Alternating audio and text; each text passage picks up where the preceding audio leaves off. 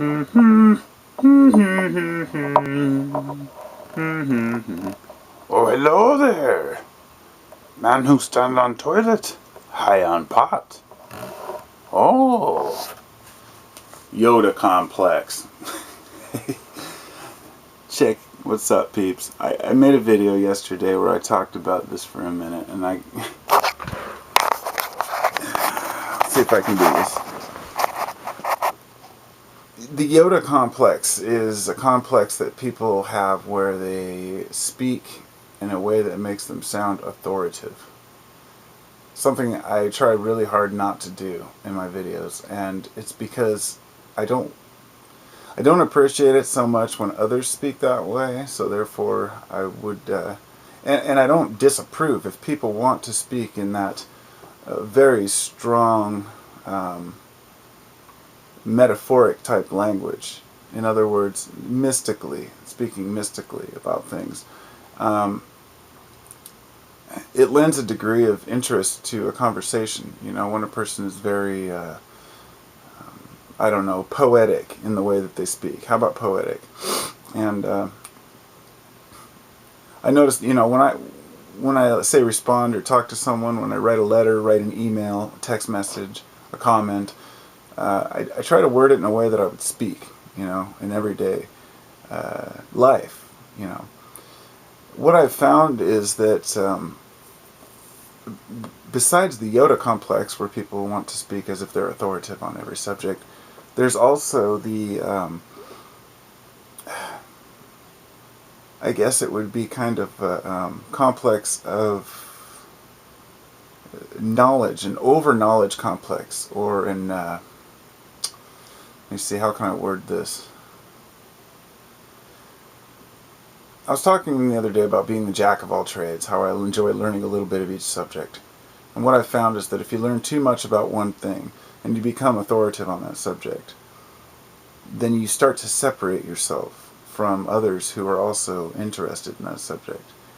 And if you excel to a certain point where you've learned more than anyone else that you know about a particular subject, let's take for example occult knowledge, ancient symbols, Hermeticism, various, you know, ideas behind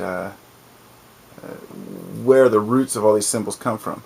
So you study, and you learn a lot about it. You start understanding cubes and triangles and math, and you start figuring out numbers and number 9, and all this knowledge comes, and then all of a sudden you start finding other people who are also interested in that, who share that same information.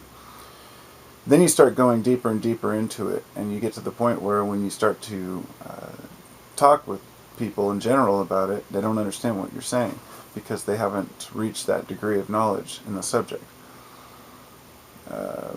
Symbols is not one that's my super expertise. I got very into the monetary system. I wanted to understand the biggest conspiracy of mankind's history, which is the banking system. And among all these other little conspiracies, it all comes down to the banks. The banks use these methods of other conspiracies like oil and nuclear and different forms of power, as well as generally overcharge people on interest rates and everything else. All of this goes down to the big banking cartels and the European bankers. So I wanted to know a lot about that subject, so I bought a book. Actually, I'll show it to you. I think it's right here.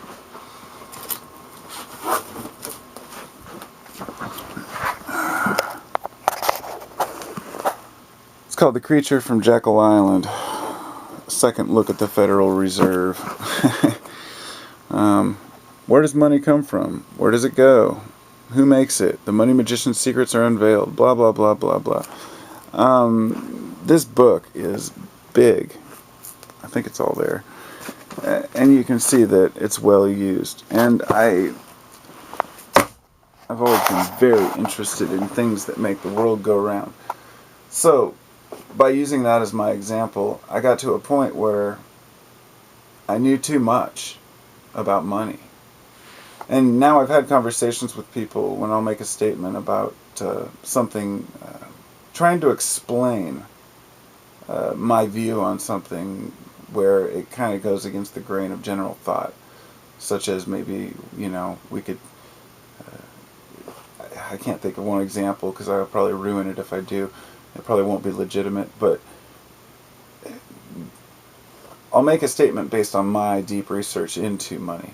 And then somebody will assume that I'm just ignorant and haven't looked into it enough because they're at a point where they see things a certain way. And I've gone past that point and I've learned too much on a particular subject. So I can find very few people to really hold a conversation with. And on the subject of money, then there are the Yodas out there of the banking cartels or of the money who believe that since they've tracked down individuals who have money and they know who the Koch brothers are and they understand the Bilderberger group and all this, they think that since they've traced and tracked all these people down that they somehow have Yoda-like powers over the subject. But understanding who has the money doesn't do you any good. You need to understand why the money exists, where it came from, and how it works. That's how you base. That's how I find a resolution in the subjects that I tackle. Is to find, learn as much as I can about them. But as far as that subject, money. That's just my example. I think you all know what I'm talking about. Everybody out there knows at least one thing very well. Maybe not everybody, but even if you don't know a particular subject, you know about a particular subject in your life that nobody else knows. So everybody has something. And trying to express yourself when you don't really have anybody who understands things as you do, not at the level you do as if you're better, but there's things that you know that you understand a certain way and you've orchestrated in your mind that this is the way it is because of this, and others don't understand that. And I'm sure you can all relate to an extent. We all have ideas about why things are the way they are and how they could be better or worse. I don't really see any point in arguing about the details because we all end up looking like idiots when we do. I think what we really need to do if we want to understand things is do objective research. Really look at the subject from a standpoint of I've never been here before. It's really hard to do. It's really hard to wake up in the morning and reprogram your mind every day to see things differently. And I find myself slipping back into old thinking patterns all the time. But particular subjects, I kind of have an OCD personality when it comes to knowledge. I get really into something, I research it deeply, and then I move on to something else. And I used to feel like it was an obstruction because I hear people would follow the saying of, stick with it or finish a project, see a project through to its completion, or, get to know one thing really well so you're a tradesman. All I do is, I'm a carpenter. That's one trade I have that I've stuck with. But beyond that, my subjects change. I go from I'm interested in stereo systems and speakers. Then I'm off to, guitars and amplifiers. And then I'm making beads. And then I'm doing glass work. And I'm doing metal work. And I'm into jewels and stones. And back to Fimo clay. And it goes on and on. The list is endless. And I go in these cycles. But I've learned to, rather than to be angry at myself for not sticking with one thing for a long time, I've learned to embrace it because it helps me. It helps me to learn a little bit about everything, which gives me a more rounded view on life. So, in conclusion, having a good view of everything I think is essential, but being really too good at one thing, you suffer. You become the nutty professor, if you will. The one who knows every calculation but can't tie his own shoes or function in a group. You become the social outcast. Geniuses are often outcast from their peers because they're so smart that they appear to be idiots. Savants or whatnot. I watched a documentary, I think it was called Lunacy or something like that. It was about just kind of followed a couple people who were obsessed with the moon. One guy who had designed an underground bunker to live on the moon, and this other guy who was promoting going to the moon. And he was a college-age kid, just like kind of a geek, the ultimate geek-looking guy. And he'd stand on the street corner and he'd try to give people flyers, and it was sad to watch him trying so hard. He really believed that he wanted people, to go to the moon, and he wanted to go to the moon. That was his thing. He thought people should move and live on the moon. Now, in my eyes, that's a totally ludicrous thing. I mean, we can't even deal with our own planet, and the radiation levels are harsh. We'd have to stay underground. It's just not something that most people would want to do. They might want to visit. But this guy had such a passion, and being super intelligent, the reason why he didn't understand why people reacted or weren't more interested is because he wasn't well-rounded enough in all the other subjects of life, such as what makes a social community, what makes people function, what keeps people, what drives people. Because by understanding what drives people, I think that we all get a better view of what drives us as individuals. Because I don't just watch myself to learn from myself. I watch others, and not only others, but how I respond to others. And never too proud to admit when I've been living a way that I could improve. So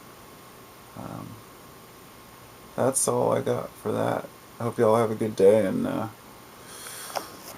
actually, it was a good example of something that go through phases. I made this with my kid. He was making art projects, and I got into doing this. And when I get into something, I get really into it, and I start cutting out construction paper, and it kind of symbolizes the all-around life, the plants, the trees, the sun, and the leaves rising, or are they falling, or is it raindrops? I just don't know. Peace out, dudes.